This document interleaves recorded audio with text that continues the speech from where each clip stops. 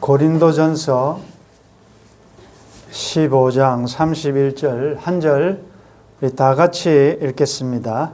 형제들아, 내가 그리스도 예수 우리 주 안에서 가진 바 너희에 대한 나의 자랑을 두고 단언하노니 나는 날마다 죽노라. 아멘.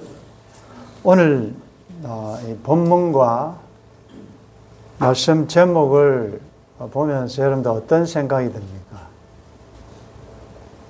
그동안 이 죽음 앞에 죽음이라는 이 말만 들어도 마음이 눌리고 위축되고 그런 가운데 부활주의를 지나면서 그동안 우리가 몇 차례 사망을 이기시고 승리하신, 그래서 우리도 부활할 것을 믿으며 산 소망을 가지고 잠시 당하는 여러 가지 환난으로 인하여 걱정도 있겠지만 장차 나타날 영광을 바라보며 이제 다시는 사망하고는 상관없다는 생각으로 스펄전 목사님의 잘 가거라 사망이여 라고 선언까지 했는데 한 주도 안 돼가지고 또 죽음 이야기가 딱 나오니까 마음이 좀 부담이 되지 않습니까?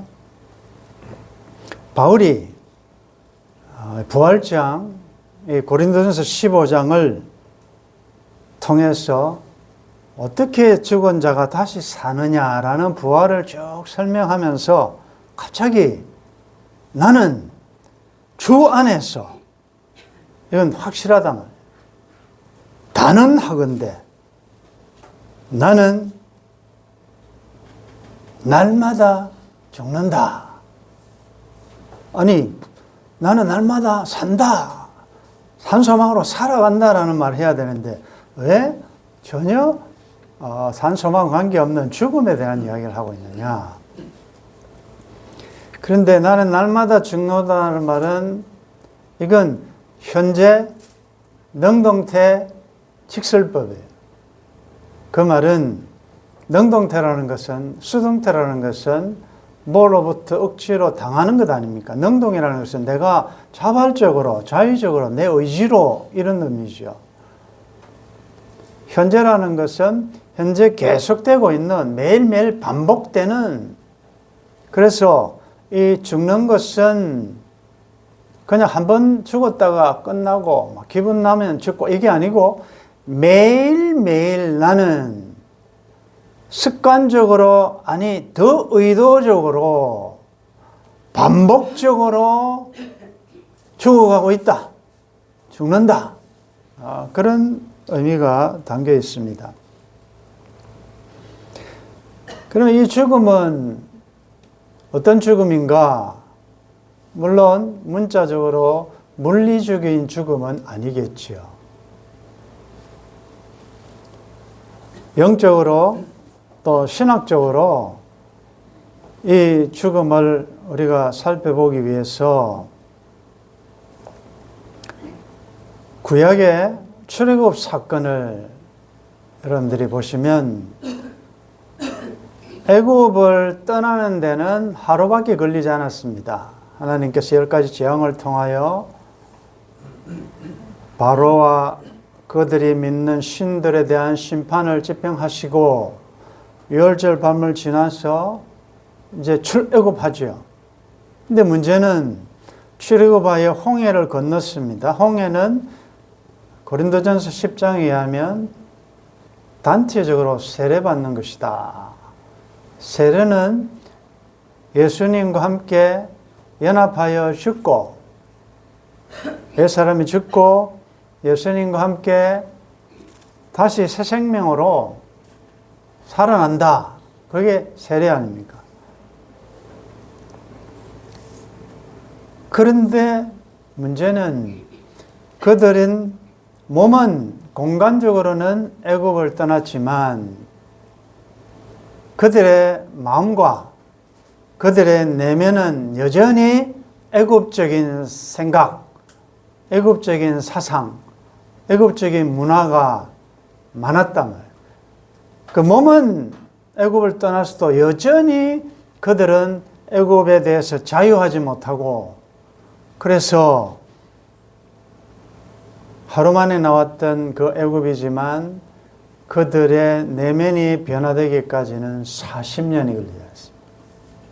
마찬가지로 예수님이 십자가에서 테텔레스타이 다 이루었다 라고 선언하심으로 사탄의 왕권, 뱀의 머리, 마귀의 권한을 무장해제시키시고 끝을 내심으로 우리는 죄로부터 해방받았습니다.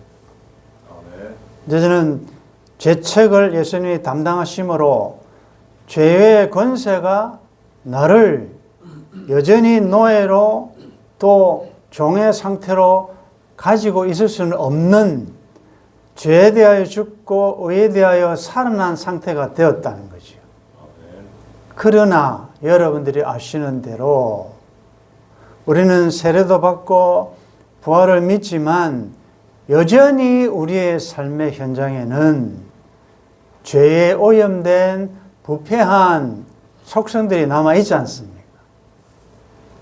그래서 나는 날마다 죽노라는 말은 신학적으로 하면 날마다 자기를 부인하라는 말이고, 아직도 남아있는 죄의 속성, 본성, 옛자, 옛사람에 속한 남아있는 이 구습, 잔재, 악습들을 성령님이 내주하셔서 날마다 매일매일 그 죄를 죽이는, 쉽게 이야기하면 성화구원을 두려움과 떨림으로 구원을 이루어 가라 그 말이죠. 변화되어 가라 그 말이죠. 그러므로 여러분들, 이 선언은, 나는 날마다 죽노라는 선언은 누가 할 수 있느냐? 부활을 믿는 자만이 할 수 있습니다. 부활을 믿지 않는 자는 죽을 수가 없습니다. 양보할 수 없고 배려할 수 없고 손해볼 수 없고 이해할 수 없어요. 왜? 그들은 부활이 없기에 한번 죽으면 끝이라고 생각하기 때문에 죽을 수가 없지요.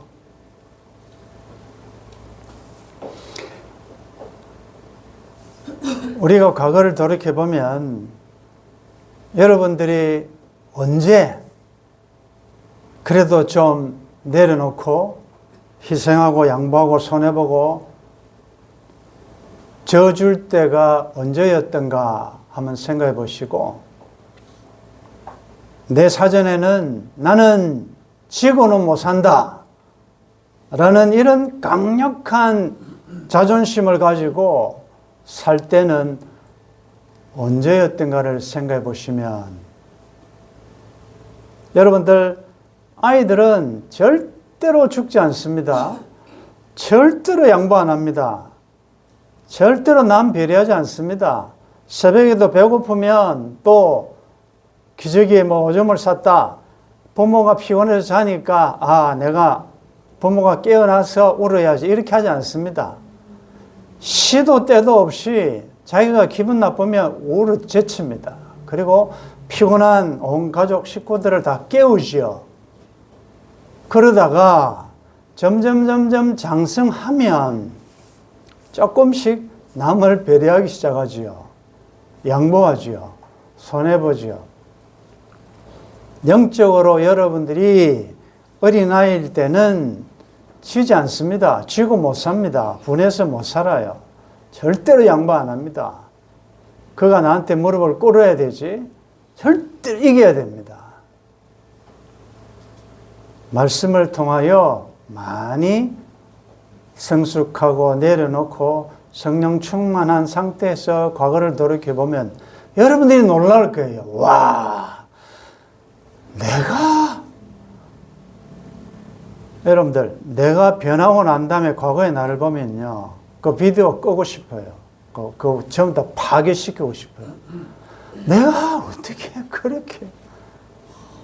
어떻게 나 중심으로 그렇게 살았던가. 부끄럽고 창피할 때가 많을 거예요. 영적으로 성숙하면, 부활을 믿으면 죽을 수 있습니다. 왜? 예수님 말씀하셨습니다. 나는 부활이요 생명이니 나를 믿는 자는 죽어도 살겠고. 그 말이 뭐예요? 죽어도 사니까 죽을 수 있지 않습니까? 부활은 부활 직전의 사건의 죽음 아니에요. 안 죽고 어떻게 부활합니까? 역으로 이야기하면 나는 날마다 죽는다라는 말은 밖으로 이야기하면 나는 날마다 부활의 생명으로 산다 그 말 아니에요.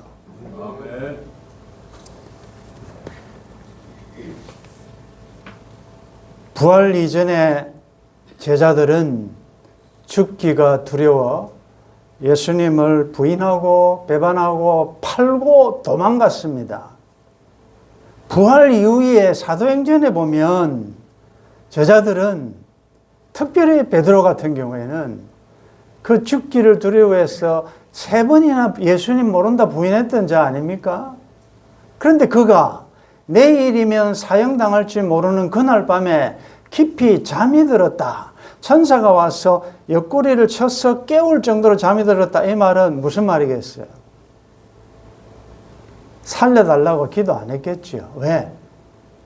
부활을 믿으니까.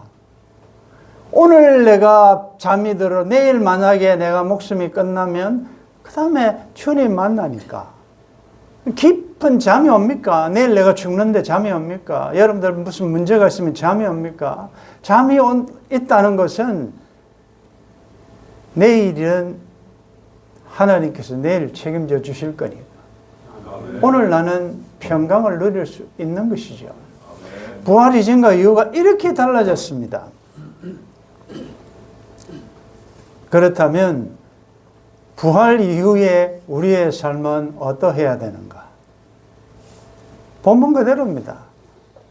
나는 이제 날마다 죽는다. 여러분들 세상에서는 죽고 손해보고 희생하면 패배라고 생각하지만 고린도서 15장 42절에 썩을 것으로 심고 썩지 아니할 것으로 다시 살아나며 욕된 것으로 심고 영광스러운 것으로 다시 살아나며 약한 것으로 심고 강한 것으로 다시 살아나며 육의 몸으로 심고 신령한 몸으로 다시 살아나나니. 심는다는 게 뭡니까? 죽는다는 말 아니에요. 하늘의 밀이 땅에 떨어져 죽으면 많은 열매를 맺는다. 세상적으로는 죽으면 바보다, 끝이다 라고 하지만 영적으로는 그게 심는 행위다. 이 땅의 모든 것은 다 어차피 없어질 건데 그것이 건강이든 물질이든 여러분들 은사는 무엇이든 그것으로 그리스도를 위하여 땅에 심는 것입니다. 죽는 것이고 희생하는 것이고 나를 내려놓는 것이고 그것이 다 영광스러운 신령한 것으로 다시 나에게 돌아오는 부활을 믿기 때문에 나는 오늘도 죽을 수 있다는 것입니다. 아멘. 부활 이후에 우리의 삶은 역설적으로 죽는 것입니다. 그래서 확실하게 이것이 하나님의 뜻이다 라고 한 것이 뭡니까? 항상 기뻐하라. 쉬지 말고 기도하라. 범사에 감사하라. 이걸 오늘 본문과 연결해 보면 항상 죽으라. 범사에 죽으라. 쉬지 말고 죽으라. 그 말 아니겠습니까? 그래서 빅톨 위고는 프랑스의 문호 빅톨 위고는 이렇게 이야기했습니다. 오늘의 문제는 무엇인가? 싸우는 것이다. 내일의 문제는 무엇인가? 이기는 것이다. 모든 날의 문제는 무엇인가? 죽는 것이다. 죽는 것이 이기는 것이고 죽는 것이 사는 것입니다. 복음성 가운데 오늘 나는 이라는 복음성이 있습니다. 여러분들 잘 알고 자주 부르는 노래인데 그 가사는 이렇게 되어 있습니다. 내가 먼저 손 내밀지 못하고 내가 먼저 용서하지 못하고 내가 먼저 웃음 주지 못하고 이렇게 머뭇거리고 있네. 그가 먼저 손 내밀기 원했고 그가 먼저 용서하기를 원했고 그가 먼저 웃음 주기를 원했네. 누구 보고 하는 소리 안 같아요? 나는 어찌 된 사람인가? 오 강교한 나의 입술이여, 오 더러운 나의 마음이여, 왜 나의 입은 사랑을 말하면서 왜 나의 마음은 화해를 말하면서 왜 내가 먼저 져줄 수 없는가? 왜 내가 먼저 손해볼 수 없는가? 오늘 나는 주님 앞에서 몸둘 바 모르고 이렇게 흐느끼며 서 있네. 어찌할 수 없는 이 마음을 주님께 맡긴 채로 2절입니다. 내가 먼저 섬겨주지 못하고 내가 먼저 이해하지 못하고 내가 먼저 높여주지 못하고 이렇게 고집부리고 있네. 그가 먼저 섬겨주길 원했고 그가 먼저 이해하길 원했고 그가 먼저 높여주길 원했네. 나는 어찌 된 사람인가? 오 추악한 나의 욕심이여, 오 서글픈 나의 자존심이여, 왜 나의 입은 사랑을 말하면서 왜 나의 마음은 화해를 말하면서 왜 내가 먼저 져줄 수 없는가? 왜 내가 먼저 손해볼 수 없는가? 오늘 나는 주님 앞에서 몸둘 바 모르고 이렇게 흐느끼며 서 있네. 어찌할 수 없는 이 마음을 주님께 맡긴 채로, 이게 부활 이전에 우리의 삶이었다면 우리 가사 이렇게 바꿔야 안 되겠습니까? 가사 제목도 오늘 나는이 아니고 오늘부터 나는, 내가 먼저 손 내밀고 내가 먼저 용서하고 내가 먼저 웃음 주고 내가 먼저 져주고 내가 먼저 손해보고 내가 먼저 섬겨주고 내가 먼저 이해하고 내가 먼저 남을 높여주는 부활 이후의 삶을 살 수 있기를 바랍니다. 부활의 정인이라는 말은 무엇입니까? 그것은 날마다 죽는 삶입니다. 여러분들이 죽어야 믿지 않는 자들이 볼 때 아, 부활이 있구나 할 거 아니겠습니까? 바닥바닥 절대로 죽지 않고 지지 않고 양보하지 않고 먼저 손 내밀지 않으면서 어떻게 부활의 증인이 될 수 있겠습니까? 빛과 소금의 직분이라는 것은 소금이 아무리 더럽혀지고 색깔이 변하고 하더라도 그 맛이 어디 가겠습니까? 여러분들이 땅에 밟히고 뭐 어떻게 하더라도 여러분들이 정말 빛으로서 소금으로서 부활의 증인으로 살아낸다면 그것이 하나님께 영광이 될 줄 믿습니다. 이제 우리는 세상 속으로 모이는 교회로서 예배드리고 이제는 흩어지는 교회로서 각자가 선교지로 갈 건데 여러분들의 학교, 직장, 가정, 부부 사이도 마찬가지예요. 누가 먼저 져야 됩니까? 성숙하지 못한 자는 절대로 지지 않습니다. 질 수가 없습니다.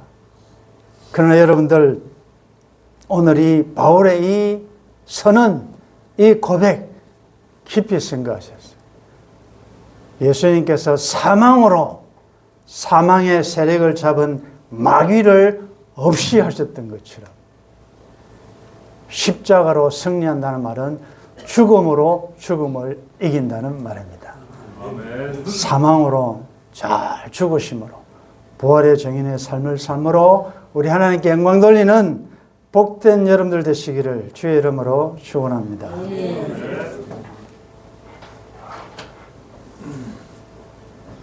그동안 참 오래 믿었는데 잘못 믿었고 후회스러운 시간들이 참 많았습니다. 깜박한 옛사람이 그럼에도 불구하고 오래 믿었고 잘 믿은 줄 알았는데 하나님의 말씀이 들어갈 수 없을 정도로 단단한 길가밭이 되어 그토록 많은 말씀을 들어도 열매 하나 없는 잎만 무성한 무화과 나무와 같았던 저임을 고백하면서 오늘 이 바울의 고백이 우리의 고백이 되게 도와주옵소서. 부활의 증인이라고 하면서 죽지 못하는, 죽지 않았던 우리의 옛 아들 주님께서 십자가에 죽으심으로 없애신 그 죄의 권세, 이제는 의의 종으로 얼마든지 내가 의의 결단을 할 수 있는 복을 주셨사오니 하나님 이제는 어떤 대상이든지 어떤 상황이든지 잘 죽음으로 하나님께 영광 돌리는 부활의 증인들 다 될 수 있도록 도와주옵소서. 주 예수님의 이름으로 기도드리옵나이다. 아멘.